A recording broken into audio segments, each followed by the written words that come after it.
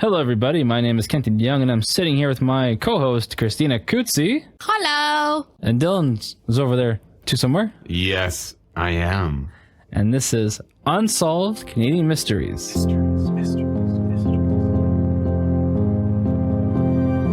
So, Christina, how you been? I'm good, Kenton.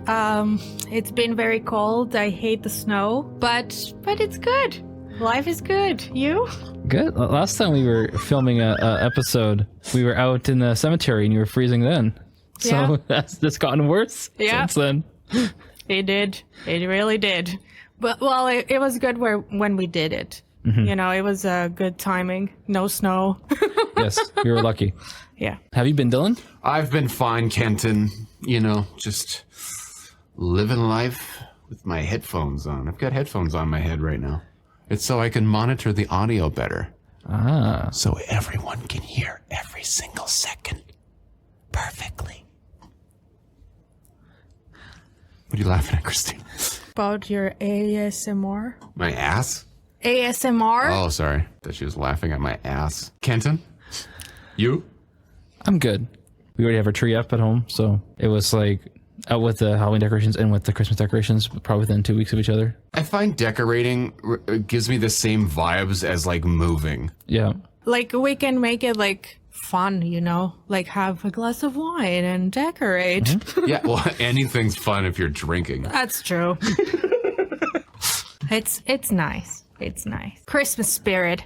I don't think we got that much feedback on our last episode about going to the cemetery, but I had a hoot. I really enjoyed it. It was fun. It was really fun. I hope we do more on location stuff like that. I wanted to do it for a long time, and now that we did it again, I was like, oh, I want to do this one and this one, this one, this one. I think it'd be really fun. Tonight's story is one that, you know, I heard it and I thought, oh, is that Canadian enough for Unsolved Canadian Mysteries? And I thought, yeah, I think it is. So we're gonna go with it. It has a touch of Canada in it, and like it's just like an asterisk on the story, but I'm like, that's good enough. Astronaut. No, like someone went to, so asterisk. it's kind of like not about Canada because it happens in space above Canada. Oh, that's cool. No, Oh, it happens in the States, but it has Canadian connections. so why is there a Okay. Canadian astronaut in the States? There's no astronaut. There's no astronaut. Where did you get the astronaut? So Charles Coughlin was born in France in 1842, in Paris, France. His parents were British, and they would eventually move back up to Yorkshire, and that's where he would live most of his life. It's a lot of reports say he was born in Dublin, or lived in Dublin. This is not likely because 3 years later, 1845, was the Irish potato famine, and he probably wouldn't have been born or lived in Ireland during that time. He grew up in Yorkshire, he lived in Yorkshire, and his parents, some people say it was his aunt that raised him, but from what I find, it's his parents that raised him. His dad especially wanted him to get into law, become a lawyer, and that kind of thing. But when he was a teenager, he said, no, Dad, I don't want to be a lawyer. I want to be an actor. He said, Dad, I'm sorry, I don't want to do law. I want to act. And he started his career at the age of 17, performing in England. He would perform in England for 17 years. And the story goes, in that time when he was a young performer, he would one day go see a fortune teller, maybe to see if this career path was even worth going down, to see if he was going to fail or whatnot. And he went to a fortune teller. I'm certain the fortune teller told him all sorts of predictions of what was to come. But the one thing that the fortune teller said that really stuck with him was that he would die in the southern United States and he'd be buried there, but he wouldn't find rest until he got back home. So he would die and then he would feel rested when he's home. Well, he'd be buried in the southern United States, but he wouldn't find rest until he's back home. Okay. It's a weird fortune, okay? Okay. So that's why it stuck with him, because it doesn't make a lot of sense. Yeah. In 1876, Charles Coughlin would leave the United Kingdom and come to the United States and pursue his career here as well. He would perform here for about 2 more decades. He was very well received. He was performed in New York and throughout the United States. He would have a common law partner who he would be with for about 20 or so years, and they would have a daughter. But then one day, he would go out and marry another woman, and this other woman was younger than his daughter, and this caused quite the controversy in the papers and in the family, and ultimately the marriage was the divorce, and the second wife, or the we want to call it a first wife, moved back home, and he went back to his first wife, his common law wife, and she accepted him back into the family. Wow. Which is pretty big of her, because Yeah. Yeah. Yeah. Not only you left her and married somebody, but somebody who's younger than your daughter. Like, how old was his daughter? I don't know her age, but his second wife or whatever, the wife's age she was 19. Wow. And he was, I want to say about 30 some. Ah. Yeah. Okay. So bit of an age gap. Yeah. Yeah. Yeah. Just a little bit. Enough to cause a little bit of a problem. Yeah. So while he was performing in New York and on Broadway and making a name for himself, I'm not sure exactly how he heard about it, but he heard that there's this place in Prince Edward Island called Fortune's Bridge. It's a small community looking for people to come and buy property, and I think it was like a summer getaway place. He went up to Fortune Bridge and he got himself a little farm out there, and he really liked it. And he was telling all those other New York actors and actresses and playwrights to come up to Fortune's Bridge and get a farm like I did and just enjoy a quiet PEI getaway. And they did, and Fortune Bridge grew, and he was one of the people who really helped make this community into what it is today. It was Coughlin's venture into this community. He would act in the United States for 14 years, and then in 1890, it was, I don't know the best way to say this, it didn't go as well as he'd hoped. Maybe he did too much, or he spent too much, or maybe this marriage fiasco cost him too much money, but he ended up declaring bankruptcy, had moved back to England. Oh, damn. 4 years later, he's back in the United States, and he's out acting again. He's trying to get himself back up and say that he could do it, right? He didn't want to say he was a failed actor, he said he wanted to go all the way. Very optimistic. He would perform throughout the United States when he got back, and he performed with his sister too in New York. He performed a play called The Royal Box in Houston, Texas. The acting troupe was moving from Houston down to Galveston, Texas, when Charles got sick. And I tried to figure out what he got sick with. I think it was something to do with his stomach, but I couldn't find what exactly the diagnosis was. But he got very, very sick, and he was sick for about a month, and then eventually on November 27th, 1899, he would pass away. 2 days from God. now. Yes, I was thinking that Wow. same thing. I was like, oh wait, that's coming up right away. Wow. Oh my God. We should have a little, what it's Seance? called. Seance. Yeah. Yeah. We need a Ouija board. I'm down. Great idea. Let's yeah, do it. let's do that at Kenton's house. Sure. Yeah. Sure. Yeah. We'll Is do that. Jessica okay with that? Probably not. Probably Okay. not. Well, we'll find a We'll place. go in the Brandon. basement with the three of us and your severed head. How about that? Would that be okay? Shelly would like that. Yeah. Yeah. And then you film Dylan, and we'll have a seance with Charles. So Charles Coughlin would die, and he would die in Galveston, Texas. Originally, the newspaper said that he was going to be sent back up to Fortune's Bridge and be buried up in PEI. But then later, there's another article said that his family was discussing having him cremated and buried in New York, where he had some family. His sister lived in there. There's no talk about having him sent back to England, Yorkshire, where his parents were. But I think there was a debate about where to send him, because they put him in a casket and a coffin, and they put him in a mausoleum for temporary reasons, storage in Galveston.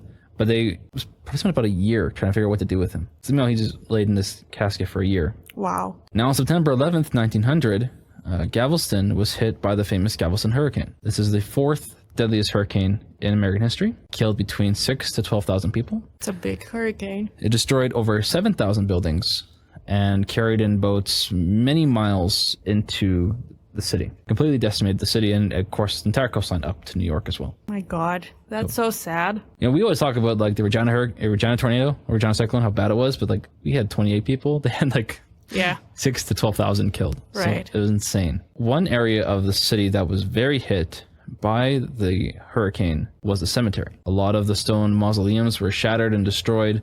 A lot of caskets and coffins were lifted up either out of the dirt or out of the mausoleums and floated throughout the city. And as the surge waters retreated back into the ocean, a lot of these caskets went back into the ocean as well. One of these caskets was that of Charles Coughlin.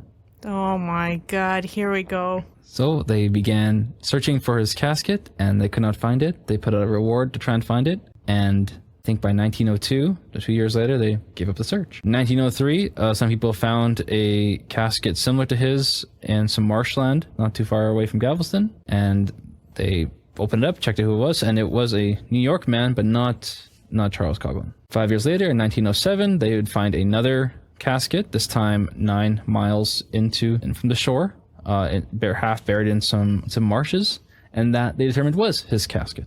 And and they were able to pull it out of the marsh and give it a proper burial. I wonder what's gonna happen. 20 years later, Wow. 1927, his sister is in New York, where she's still acting and still performing. And she opens a newspaper and she's going through the pages, and she sees this illustration. And it talks about Coughlin's coffin and how it was swept out into the ocean during the Galveston hurricane. But it doesn't say it was found in a marshland in 1907 by some hunters. Instead, it claims it was found by 2 fishermen by the shores of Prince Edward Island. Oh. And these fishermen pulled it in, saw what it was, carried it up to the closest church, and gave it a burial. It happened to be Fortune's Bridge. Wow. They found the casket right outside the coast of the town that he helped build. So the sister's reading this, thinking, what the heck? That's Right. my brother's coffin. And she's very surprised. So she reaches out to the newspaper and says, who wrote this illustration? And the man's name was Robert Ripley. I like it. Ripley's Believe It or Not is this book or tabloid that comes out that talks about all these weird and paranormal and creepy things that happen. So like, it's so weird, do you believe it or not? That kind of thing. Like a haunted doll or haunted bridge or a alien encounter or stuff like that, right? Yeah. Yeah, like, so lots of kids would be reading Harry Potter, and Kenton would be reading this, and then Guinness Books of World Records. I had them.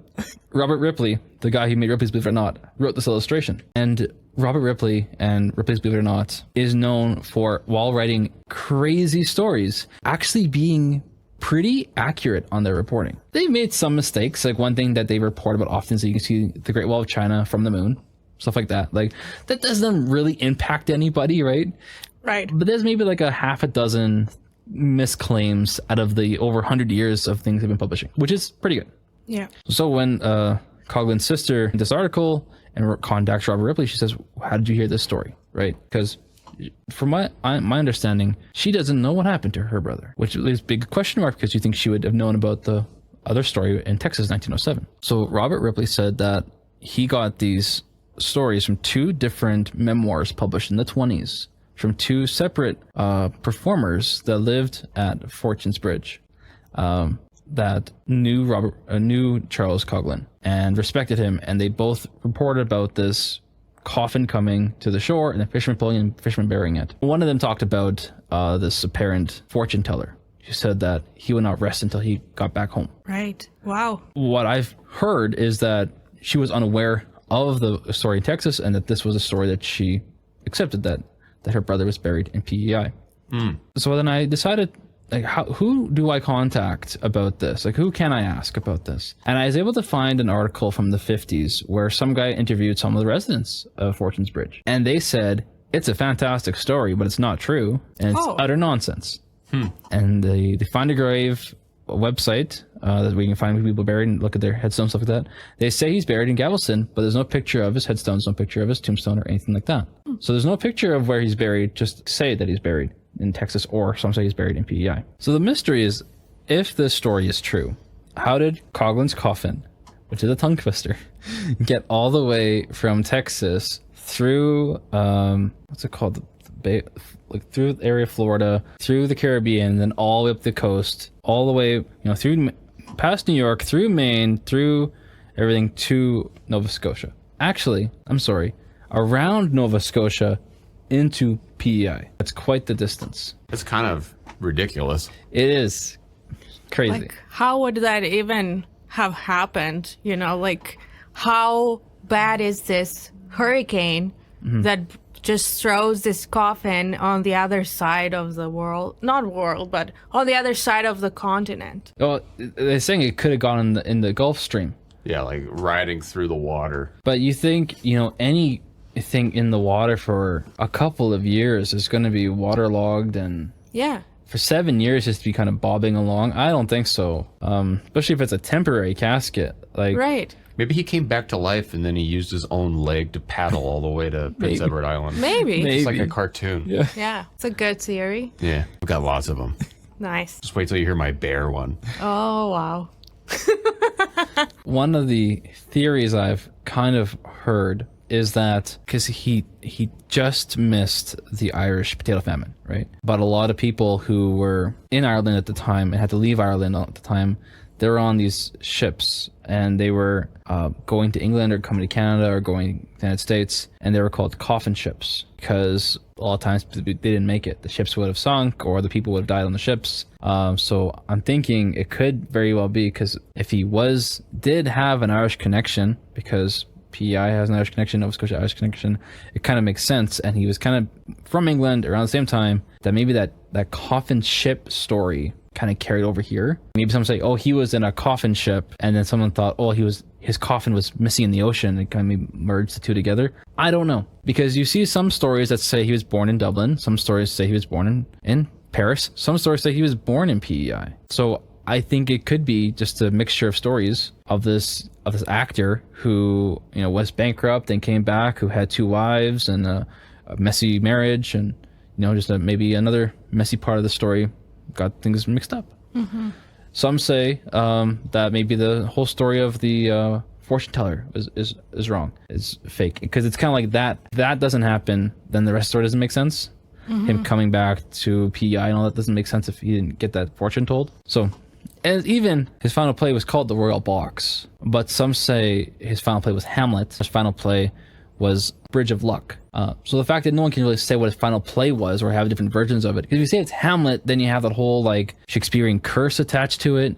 You go Bridge of Luck and you have Fortune's Bridge, kind of like say maybe he was writing about his home in PEI and that's why he went back to it. Like, you have all these different kind of stories that could kind of mix together. And, you know, where was he born? How did he die? I think like every part of his life is a mystery of two different tales. I think, you know, if you take out the fortune teller story, then this whole thing of his coffin going all the way up to PEI doesn't have any weight to it. Kind of one leads to another. But what do you think of this whole thing? Do you think it's even possible, or what are your thoughts? Well, everything can be possible in this world.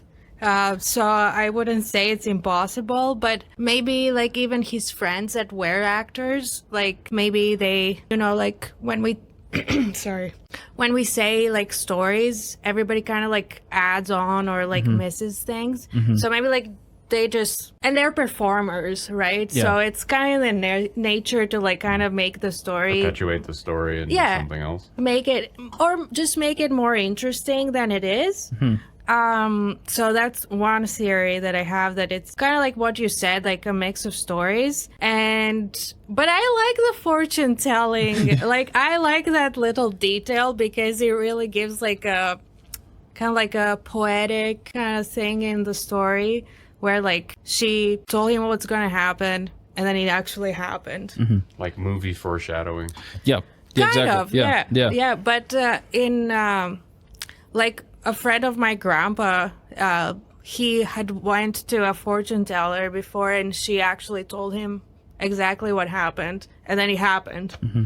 So, but there's always that theory that when you hear something that, you know, you start believing on something, then it actually happens. But anyway. Sorry, what's his full name again? Charles Coughlin. Now, how popular of a name is that? Because my thought process is, how did that coffin in Prince Edward Island get determined to be his, you know? Okay, so that's a great question. So first of all, there was a nameplate on the coffin. Yeah. That said Charles Coughlin on it. Okay, so yeah, how popular is that name? Yeah, you're right, because at the same time, there was another actor, Charles F. Coughlin, who they thought might have been his son, who was alive. There was also, you know, you look up Charles Coughlin, you're going to get also a pastor who was around at the time. It was a fairly common name. Charles obviously is a common name, and Coughlin is I think a pretty common British name.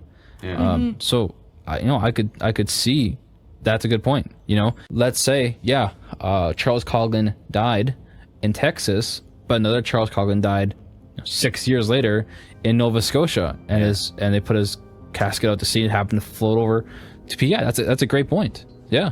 Yeah. Sounds more realistic. Sorry. It's okay. Because it's a theory. Even after 6 months or a few months in the water, the body's gonna look like unrecognizable either way, right? Yeah. So, especially if it was 7 years, like how would they even be able to do that? Especially then. Just by a nameplate. Yeah, that's right. If it was DNA, they could determine. But yeah, that's a good point, Dylan. Yeah. Well, thank you. You know, I don't get many of them, but when I do, they are very cool. Well, I don't think this story is true. I think Dylan's either right, it was a different Charles Coughlin, or he's buried in Texas and it's just a story. Robert Ripley has a good track record, but this one, I think this is what people told him and he went with it. I think that was it. He was like, fuck it, I'm just gonna write the story. That's what they're saying happened. Who am I to question it? Yeah, I think that's it. Well, thank you, Christine. Thank you, Dylan. What do you guys think of this one? I really liked it, even though, like, I can agree with both of you. It is kind of phony a little bit. Yeah. Like, there's a lot of things that we're not sure on. Mm-hmm. But I liked it. It was fun. I wish it was more Canadian, but I'll take it. It's on, like, if you Google it, it's like a Canadian mystery. I'm like, well, if they say it's Canadian mystery, I'll take it. You know? It's okay. It's Unsolved. Maybe you made up that last part just to make it Canadian. Just stick PEI into it. Yeah. No, it's out there. Yeah, it's not very Canadian, but it's a little bit Canadian. So there we go. Yeah. Well, thank you, Christina. Thank you, Dylan, for tonight. Thank you, Kenton. Yes. Thank you for our listeners and viewers.